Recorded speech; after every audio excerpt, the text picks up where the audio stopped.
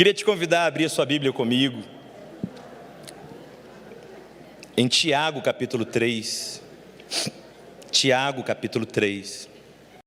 Nós vamos tocar num assunto muito importante e que o Espírito Santo trabalha em nós para que ele se mova. Esse assunto está aqui em Tiago capítulo 3, a partir do versículo 4. Vem comigo. Vede também as naus, os navios, que sendo tão grandes e levados de impetuosos ventos, se viram com bem pequeno leme, para onde quer a vontade daquele que as governa. Assim também a língua é um pequeno membro e gloria-se de grandes coisas. Vede com grande bosque um pequeno fogo incendeia. A língua também é um fogo. Como mundo de iniquidade, a língua está posta entre os nossos membros e contamina todo o corpo e inflama o curso da natureza e é inflamada pelo inferno. Verso 9, pula comigo no verso 9.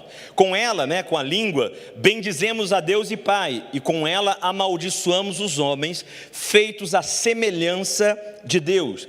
De uma mesma boca procede bênção e maldição. Meus irmãos, não convém que isso se faça assim.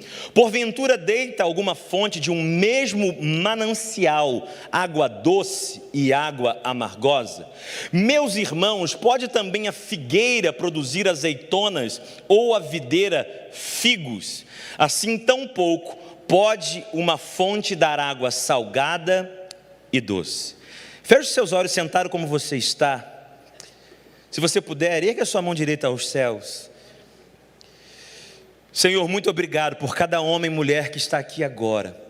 Obrigado porque nessa sexta-feira quem nos trouxe aqui não foi um preletor de fora, não foi uma banda. Quem nos trouxe aqui foi o Senhor, porque o Senhor quer falar ao nosso coração nesses dias de conferência. Nós damos liberdade no nosso coração para o Senhor agir. Toda distração agora nós repreendemos, toda preocupação com o amanhã, toda ansiedade, toda distração dentro de casa, toda distração nesse lugar agora, Pai, nós repreendemos. Nós damos o nosso coração a Ti, nós declaramos que nós estamos famintos, Senhor, famintos para ouvir a Tua voz. Nós estamos com tanta fome de Te ouvir, que um homem vai falar, mas nós vamos ouvir a Tua voz, Senhor. Fala conosco, em nome de Jesus. Amém e amém. Irmãos, é muito interessante quando a gente para olhar a famosa epístola de Tiago. Uma epístola que ensina vários assuntos fundamentais para a vida cristã. Se você olhar bem, você vai perceber como Tiago, ele está querendo corroborar a ideia de uma teoria que na verdade é prática. Ele diz em Tiago capítulo 3, verso 12, que a sabedoria não é uma sabedoria simplesmente acumulada, mas uma sabedoria praticada. Tiago 3, verso 12, ele diz: quem dentre vós é sábio e inteligente? E Tiago diz: mostre pelas suas obras de mansidão. Tiago está mostrando uma sabedoria no seu livro que não é uma sabedoria acumulada. Ele está dizendo: mostre pelas suas obras de mansidão. O que Tiago está ensinando é que sabedoria não é ter conhecimento acumulado, mas sabedoria é ter conhecimento praticado. Irmãos, isso é muito longe do que nós ocidentais temos. Nós achamos que alguém tem sabedoria se ele sabe falar os versículos da Bíblia de cor, se ele é PhD em divindade, se ele sabe citar os textos da Bíblia, aí a pessoa parece que é sábia. Para nós ocidentais, sabedoria parece simplesmente uma sabedoria acumulada. Mas para a Bíblia, a sabedoria, e Tiago apresenta isso, não é apenas conhecimento acumulado, mas conhecimento praticado. Muita gente que você ouve que fala que sabe ou acha que sabe a Bíblia, você vai perceber que para a Escritura só sabe quem pratica. Ah, eu sei que eu devo orar, então deixa eu te ver orando, porque só sabe quem pratica. É disso que Tiago fala no seu livro com uma certa ênfase. Ele diz que aquele que diz ter fé, mas não tem obras, a sua fé é morta. Tiago diz que aquele que ouve, mas não pratica, engana a si mesmo. Tiago mostra no seu livro, irmãos, que precisa haver coerência entre aquilo que eu ouço, entre aquilo que eu creio, entre aquilo que eu sei e aquilo que eu pratico e aquilo que eu vivo. E num desses lugares de coerência é o que eu quero falar com você essa noite. Porque o capítulo 3 de Tiago nos mostra algo que Tiago está dizendo acerca de ter uma vida no que diz respeito à fala que seja coerente.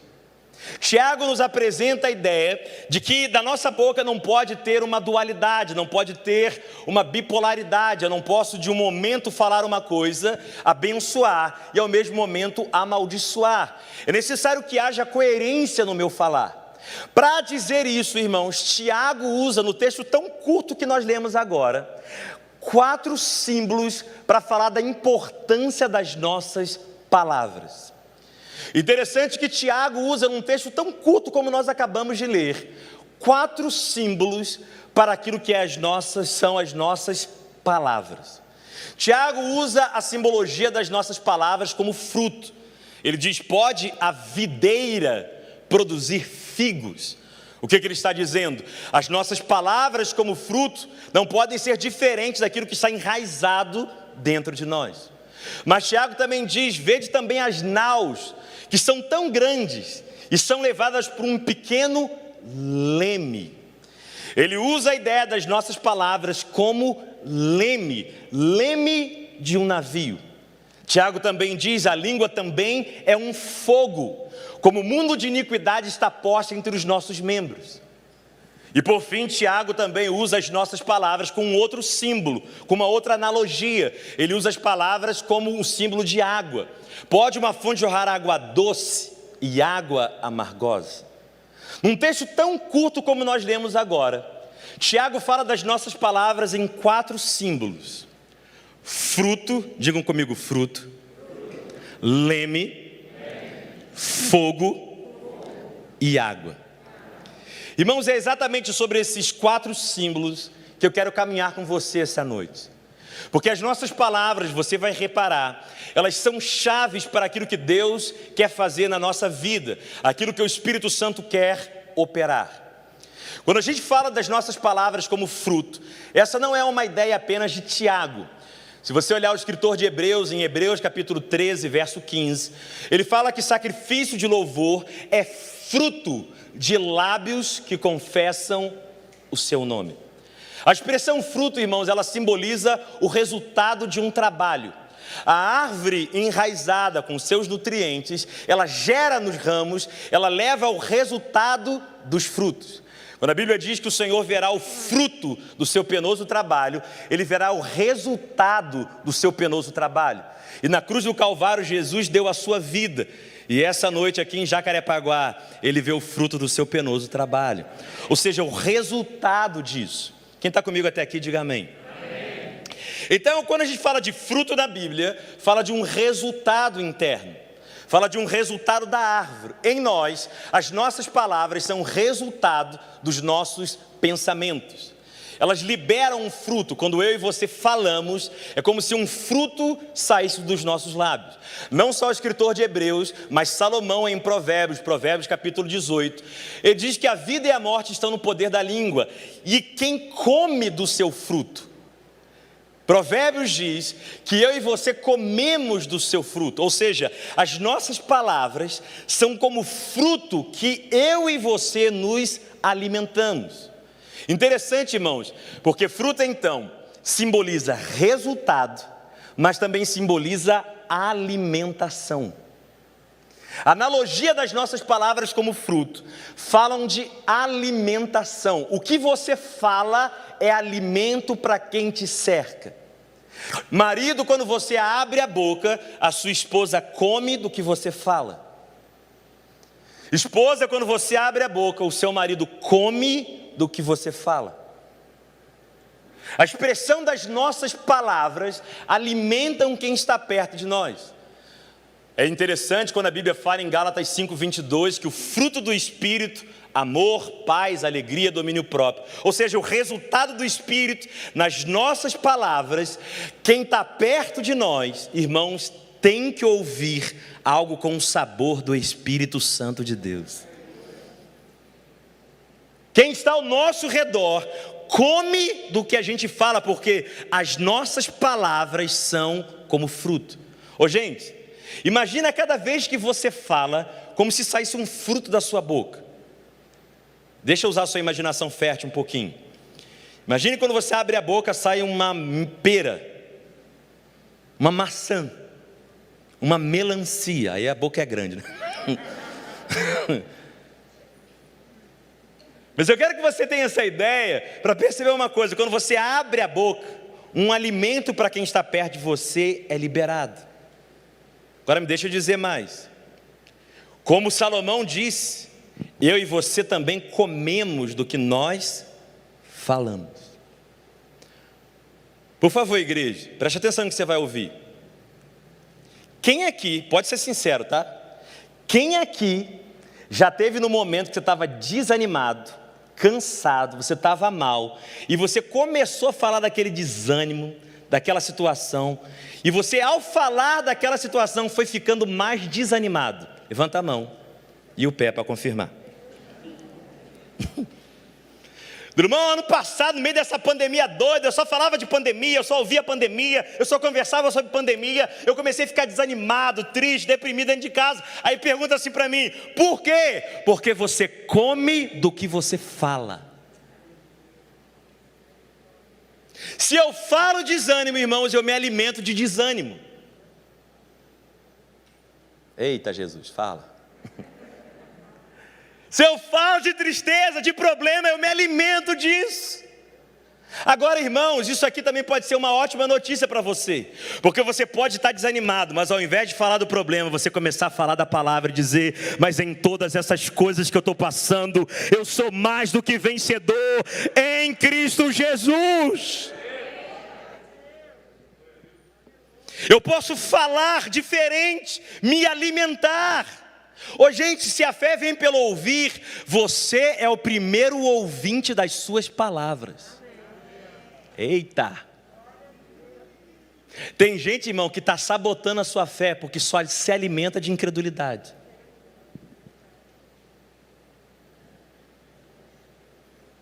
Eu já ouvi uns irmãos, que eles falam assim: pastor, a pandemia não vai acabar nunca. Agora a gente vai tomar uma vacina, pastor, vai entrar um plasma, vai controlar nós. Vai acabar tudo, pastor.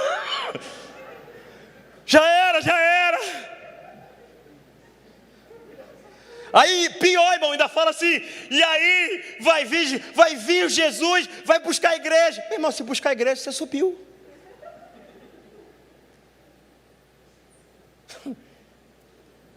Está na hora de você se alimentar daquilo que Deus diz. E a sua boca, ela libera fruto. Outro símbolo das nossas palavras, Tiago diz que a nossa língua é como leme. Quem viu aquele filme Titanic? Quem viu Titanic? Agora um teste. Quem viu no cinema? Quem viu no cinema, nós estamos ficando velhos. Eu vi também.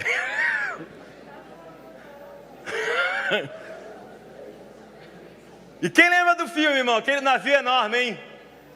Tinha um senhor de barba, cabelo branquinho, que era o capitão, com aquela farda branca bonita da marinha. E aí, irmão, ele tinha na frente dele uma coisa mais ou menos do tamanho desse púlpito, em formato de círculo, chamada leme. Interessante, gente, porque quando você pega o leme e joga o leme para a direita, quando aquele capitão no filme virava o leme para a direita, aquele navio enorme que era o Titanic virava para a direita. Ele virava o leme para a esquerda e todo o Titanic ia para a esquerda. Irmão, se Tiago tivesse nos nossos tempos com veículos, eu acho que ele utilizaria a ideia do volante, que pode ser um carro, pode ser um caminhão, pode ser um ônibus, pode ser grande que for, aquele volante lá é a responsável, como o leme é para o navio, é responsável por dar direção para tudo aquilo que é grande. Irmão, a metáfora que Tiago está usando aqui é o seguinte: algo tão pequeno como o leme conduz um navio enorme. Assim como algo tão pequeno num carro, que é o volante em relação ao carro inteiro, dá direção para o carro, para a direita ou para a esquerda. Drummond, o que Tiago está dizendo? Que as nossas palavras, elas dão direção para a nossa vida. você e eu estamos indo na direção daquilo que nós falamos. Tem uns irmãos dizendo glória a Deus e estão dizendo assim, aleluia.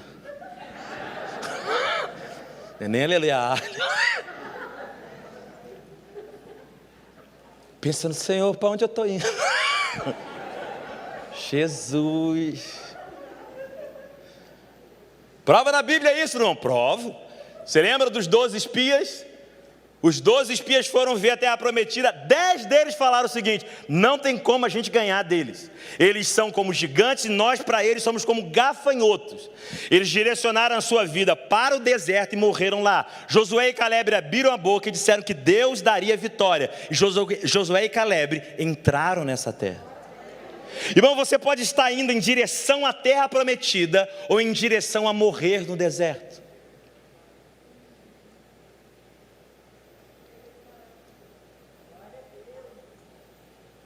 Deixa eu ilustrar isso melhor. Irmão, você me dá uma força aqui rapidinho? Vem cá. Como é que é o nome do irmão? Oi? Renan. Renan, fica ali. O Renan está ali, gente, simbolizando a bênção de Deus. Pode tirar um pouquinho mais, só daí, que você está isolado. Isso. Porque é importante que... Faz uma cara de bênção aí, Vaso. Ali, ó.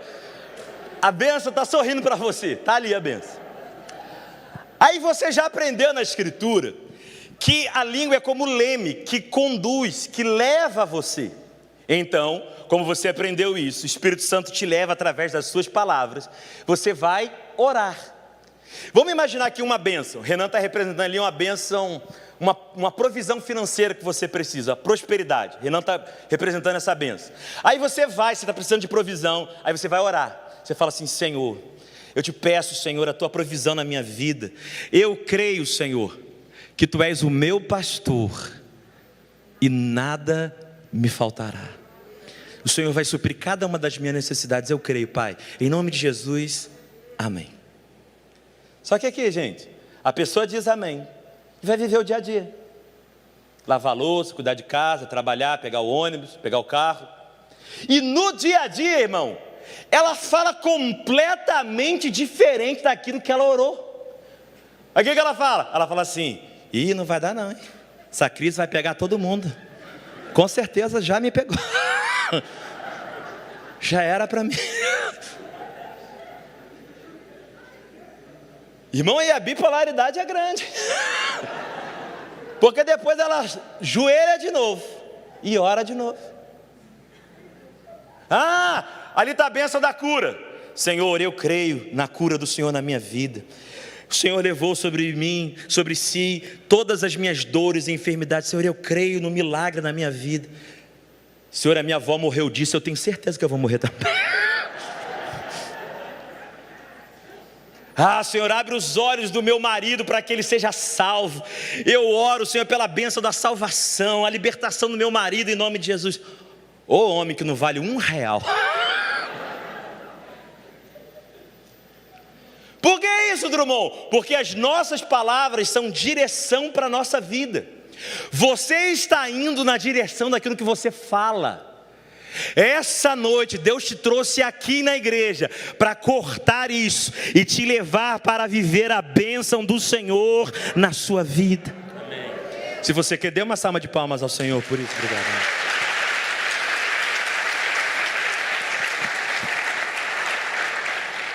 Então eu e você precisamos abrir a boca para louvar, para adorar, para confessar a palavra. Agora me escute aqui.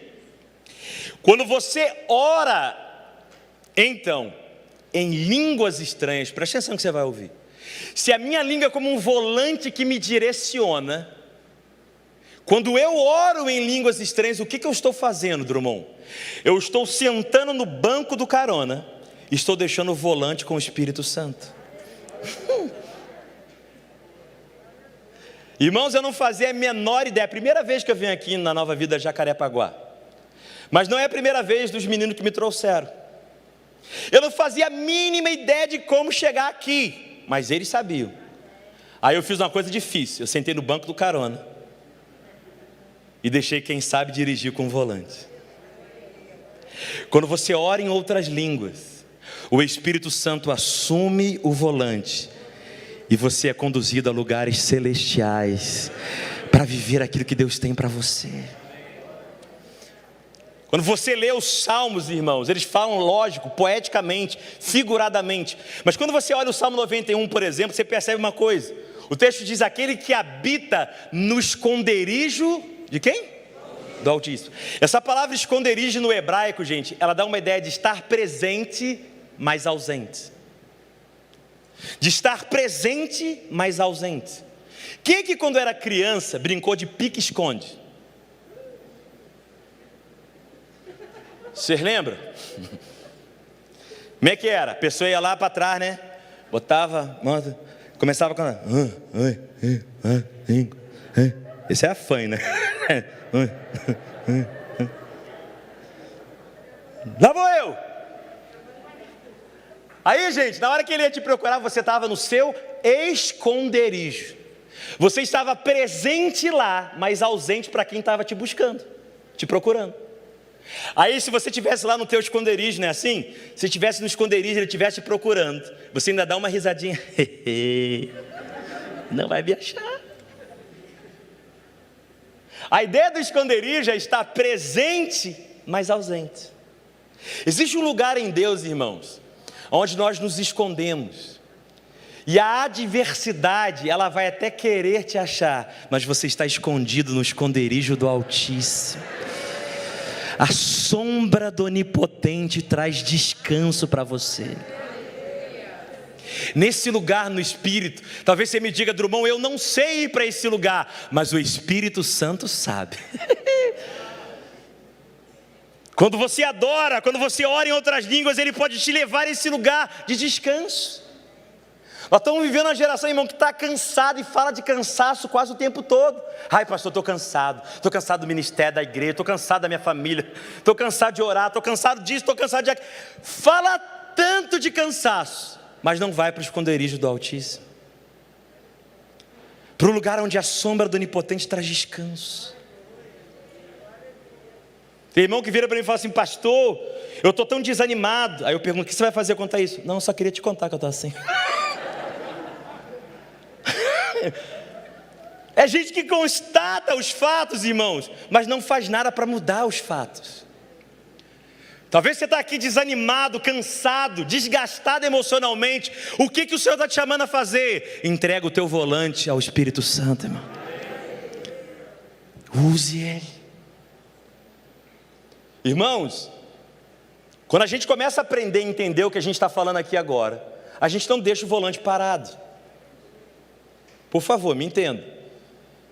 Eu vou em lugares por causa da itinerância, onde as pessoas querem de Deus, ou dizem que querem, mas elas não abrem a boca. E aí a gente pede para orar, a pessoa fica assim olhando para nós.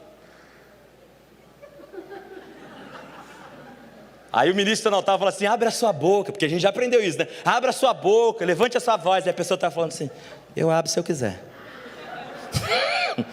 E não tem nada a ver com isso. Repetitivo, menino. Agora com máscara não dá para ver a boca de ninguém. Só vejo os olhinhos de vocês. Mas por que você está dizendo isso, Drummond? Porque, irmão, se essas palavras me levam a um lugar, eu não vou ficar num culto como esse, na conferência do Espírito Santo com a boca fechada. Eu vou deixar o Espírito Santo me levar aonde Ele quer me levar. Aleluia. Terceiro símbolo, penúltimo símbolo. Ele diz que a língua também é um fogo. Tiago 3,6. A língua também é um fogo, diz Tiago. Como o mundo de iniquidade está posto entre os nossos membros, inflama o curso da natureza e é inflamada pelo inferno. Ô, gente, é evidente que Tiago está falando de uma língua usada para destruição. Ele chega a dizer: vede com um grande bosque um pequeno fogo incendeia. Ele está falando de destruição, de uma língua inflamada pelo inferno. Eu acho que todo mundo aqui já viu essa cena, ou já viu esse cenário, de uma família que uma frase destruiu um relacionamento. Quem já viu isso? Infelizmente, né, gente? Uma palavra dita parece que incendiou um casamento a ponto de ser destruído. A língua inflamada pelo inferno, ela destrói. Mas olha que interessante. A língua pode ser inflamada pelo inferno, ela pode ser um fogo de destruição. Mas a língua também, ela pode ser inflamada pelo céu. Por que você diz isso, Drummond? Porque em Pentecostes havia 120 pessoas no cenáculo, em Atos capítulo 2. E veio sobre cada um daqueles 120 um manto de fogo. Foi isso? Não me abandona no final da mensagem não, gente. Veio sobre eles um manto de fogo, foi? Não. Não, Drummond, veio sobre eles uma carruagem de fogo. Qual é o símbolo utilizado? Veio sobre eles o quê? Línguas como que de fogo. Uau. E eles começaram a falar em outras línguas. E quando eles começaram a falar, irmãos, eles são incendiados. Se um grande bosque pode ser destruído por uma língua inflamada pelo inferno, uma cidade pode ser incendiada com fogo do avivamento, através das suas palavras. Se você está frio espiritualmente, irmãos, a resposta para que essa frieza acabe está na ponta da sua língua. Suas palavras podem inflamar você para o céu. Eu acho interessante o símbolo do fogo, porque fogo, gente, ilumina. Pode estar tudo escuro aqui, mas se alguém acender um fogo, um fósforo, fazer uma fogueira aqui, o fogo vai iluminar. Quando você lê a Bíblia e vê lá no Salmo 119, lâmpada para os meus pés e a tua palavra, não está falando dessa lâmpada elétrica aqui. Na época bíblica não tinha ela. O que está dizendo? Do fogo que produz luz. Lâmpada para os meus pés e a tua palavra, e luz para os meus caminhos. Que lâmpada é essa? É a lâmpada que tem fogo que ilumina. Drummond, o que você está dizendo? Que às vezes, irmão, a gente não está vendo cenário nenhum. Talvez você está no meio dessa pandemia e não vê um cenário para o teu negócio. Você olha para o negócio e não consegue enxergar algo positivo. Irmão, comece a usar a sua boca em adoração, em outras línguas. Você vai começar a ser iluminado por dentro. Você vai dizer, Drummond, ninguém está vendo, mas eu já estou vendo o final disso tudo. Eu vou ver a glória de Deus nessa situação. Quem está entendendo o que eu estou falando? Fogo ilumina. Fogo, gente, é usado para purificação de metais. Malaquias capítulo 3, o Senhor diz que Ele se assenta com a sua casa, como um ourives se assenta para purificar a prata. A prata é um metal nobre, mas quando você coloca a prata no fogo, você coloca no fogo para purificação. Por quê? Porque mesmo sendo um metal nobre, o metal da prata agarra-se impurezas. Por isso o ourives coloca a prata no fogo, para o fogo destruir não é a prata, mas as impurezas.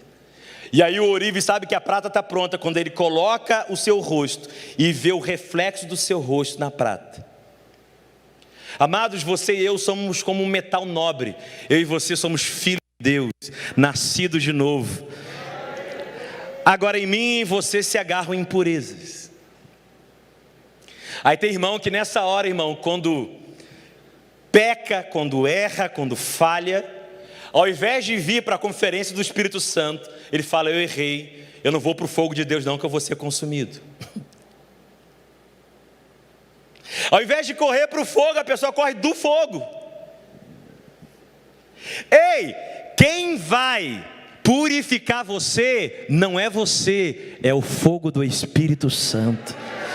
Drummond, mas eu não estou conseguindo mudar nessa área, eu não consigo deixar isso, eu não consigo deixar pornografia, eu não consigo deixar esse pecado. Então corre para o fogo de Deus, porque esse fogo vai purificar você, irmão.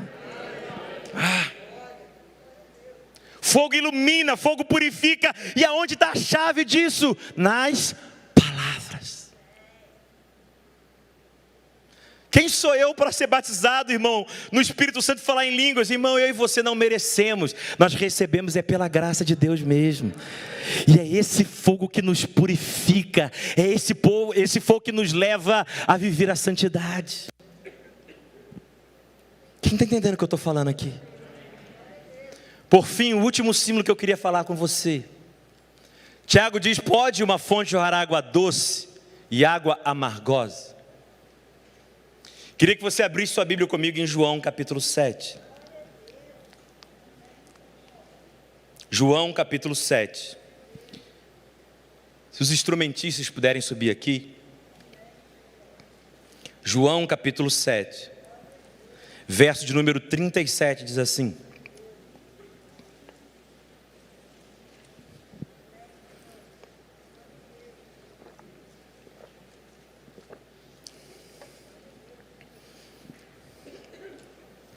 João 7, verso 37, diz assim: e no último dia, o grande dia da festa, Jesus pôs-se em pé e clamou, dizendo: se alguém tem sede, venha a mim e beba. Quem crê em mim? Quem crê no Senhor Jesus aqui? Ele diz: quem crê em mim, como diz a Escritura, rios de água viva fluirão do seu interior. E isso, disse ele, essas águas, esse rio, isso disse ele do o quê? Nova vida. Pode falar forte. Do Espírito, que haviam de receber os que nele crescem. Porque o Espírito ainda não fora dado, por ainda Jesus não ter sido glorificado. Olha aqui para mim.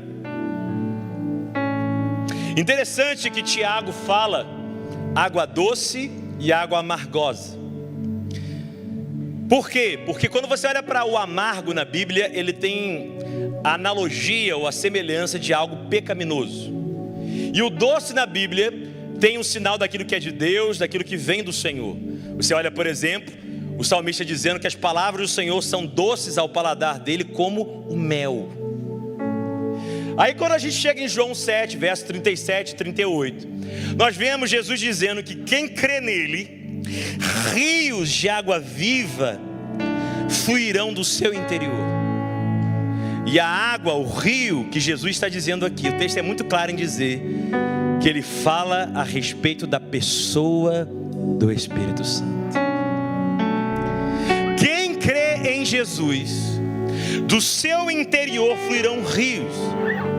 Agora, Nova Vida, preste atenção nisso. Eu e você somos templos do Espírito Santo. Quem que é templo do Espírito? Agora, irmãos, olha que interessante. O templo sou eu e você, na nova aliança. No nosso interior fluem rios de água viva. Mas Ezequiel, na velha aliança, teve uma visão. Ezequiel capítulo 47 diz, e Ezequiel fala de um rio, que ele viu aonde, Drummond? Ele viu no templo, debaixo do altar do templo. Ezequiel viu um rio, lá na velha aliança, no templo. Não, vocês não entenderam. O profeta Ezequiel, irmãos, na velha aliança, ele viu um rio que saía do templo. E na nova aliança, em Jacarepaguá, essa noite, eu estou vendo vários templos de Deus. E o rio de Deus vai fluir dos templos. Esse rio dá nos tornozelos, altura dos pés, sobe nos joelhos, vem nos lombos. Depois não se pode mais nadar neles. Aonde passa, gera vida. Árvores com folhas de remédio, muitíssimo peixe, símbolo de vidas. E chega no Mar Morto e traz vida aonde está morto. Mas aonde ele começa, Drummond? No templo. As águas que vão tocar os seus tornozelos, os seus pés. Pés na Bíblia, irmãos, é símbolo de caminhos, de escolhas, de decisões. Você não vai pisar mais no seco, você vai pisar nas direções do Espírito Santo de Deus para a sua vida. Essas águas vão subir e vão dar nos joelhos, símbolo na Bíblia de oração. Paulo disse em Efésios 1, a qual eu tomo nome, o Pai que eu tomo o nome de toda a família no céu e na terra, eu me ponho de joelhos. E ele começa a orar. Sua vida de oração não vai mais ser seca. As águas de Deus vão tocar a sua vida de oração, irmão. Elas vão dar nos lombos sinal da sua força. Mas vai chegar um momento que você não pode mais nadar. E você vai se entregar a isso.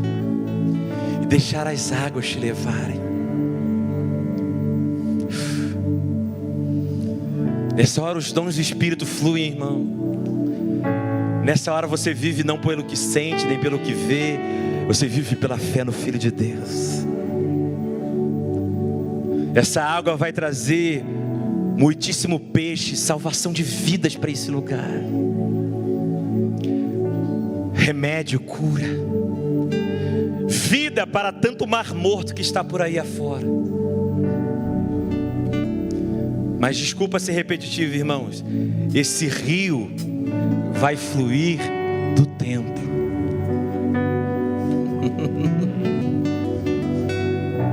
As águas não estão paradas no templo, elas fluirão do templo. Nesse copo aqui, as águas estão paradas. E a gente até usa uma expressão, né? Que para essas águas saírem daqui e fluírem para fora daqui, elas passam pela boca do copo. Oh, amados, tem água dentro de você, mas vai fluir quando você abrir seus lábios.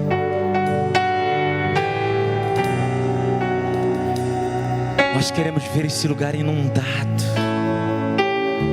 Isso, já tem gente entendendo. Levante as suas mãos, sua voz também, irmão. Isso. Isso, igreja, isso, Nova Vida Jacarepaguá, isso, levante a sua voz. Não deixe a máscara impedir você de ficar calado agora. Abra seus lábios.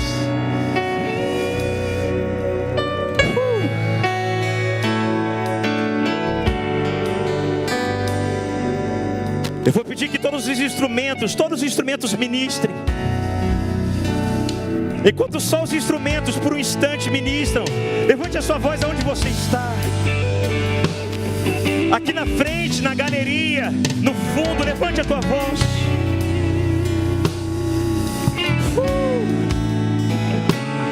Se você ainda não ora em outras línguas, ore agora, receba.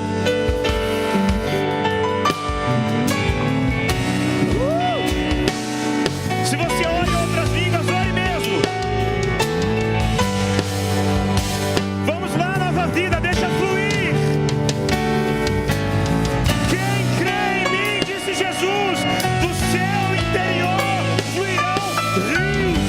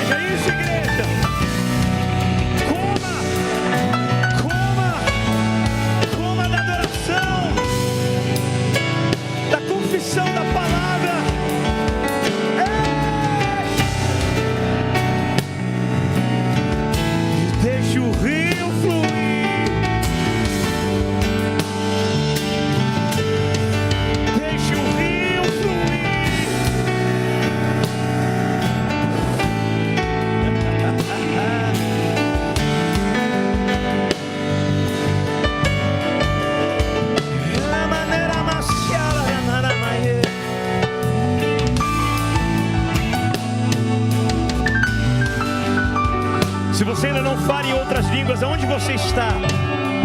Levanta bem alto as suas mãos. Vamos ficar de pé nessa hora mesmo. Se você ainda não fala em outras línguas, levante bem alto as suas mãos. Se você já fala em outras línguas, coloque a mão no coração e continua falando. Se você ainda não fala em outras línguas e quer receber hoje, levanta as suas mãos bem alto aonde você está.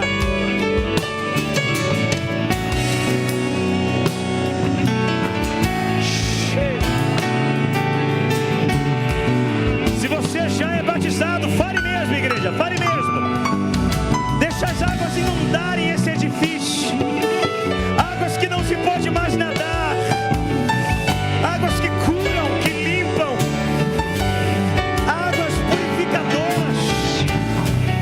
Ei!